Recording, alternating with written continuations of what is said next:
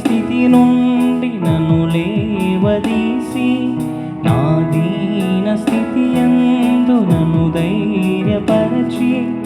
అరచేతిలో నన్ను పదిలముగా దాచి ప్రతివాదలో నన్ను ఓదార్చినావే. నా తండ్రిలా నన్ను ప్రేమించిన నీ కోగిలిలో నన్ను ముద్దాడిన నా తండ్రిలా నన్ను ప్రేమించిన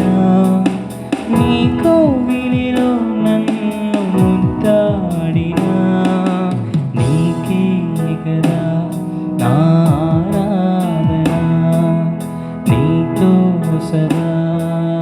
నీ సాగన, నీకే కదా నా ఆరాధన, నీ